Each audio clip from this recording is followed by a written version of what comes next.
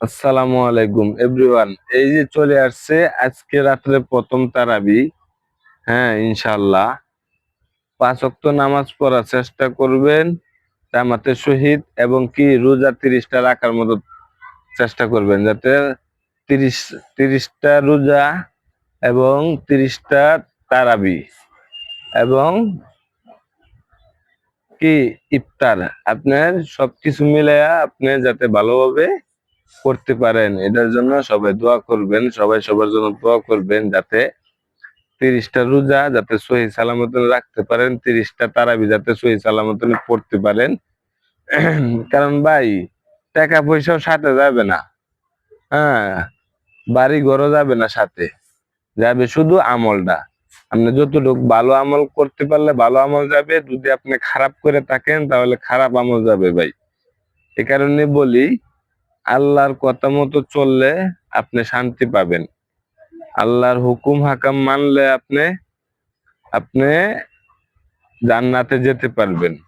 আল্লাহর হুকুম মানবেন না, জাহান্নামে পৌঁছতে হবে ভাই। এই কারণে বলি, 11 মাস খাইছেন, 1 মাস ধৈর্য ধরে থাকুন, কষ্ট করেন, নামাজ রোজা পড়েন। আল্লাহ তাআলা এই রোজার উছিলাতে যদি আপনার বাকি 11 মাস যে গুনাহ করছেন এগুলা যাতে আল্লাহ তাআলা মাফ করে দেয়। এই কারণেই এরকম ভাবে আপনার কাজটা করতে হবে, যাতে আল্লাহ তাআলা আপনাকে যাতে মাফ করেই দেয়। কারণ আপনি যদি ভালো কাজ করেন, 1 মাস যদি আপনি মন থেকে যদি ভালো নামাজ রোজা, হ্যাঁ, মানুষের সাথে খারাপ ব্যবহার করলেন না, গালাগালি করলেন না, রাগারাগি করলেন না, মানুষের সাথে ভালোবাসা দিয়ে, হ্যাঁ, আপনি রোজা গুলা রাখলেন, তারাবি গুলা পড়লেন, আল্লাহ তাআলা এই রোজা গুলার উছিলাতে, তারাবি গুলার উছিলাতে হয়তো আপনাকে মাফ করে দিতে পারে।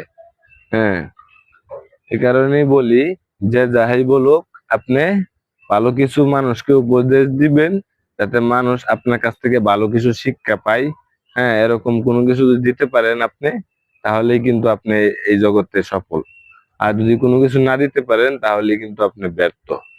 এই কারণে বলি, সবাই নামাজের জন্য প্রস্তুতি হন। আজকে প্রথম তারাবি। হ্যাঁ, ইনশাল্লাহ সবাই নামাজের জন্য প্রস্তুতি হবেন। সবাই ভালো থাকবেন, সুস্থ থাকবেন। অগ্রিম রমজান মোবারক। আসসালামু আলাইকুম। ধন্যবাদ। আমগো বাড়ি সবার কিন্তু ইফতারি দাওয়াত।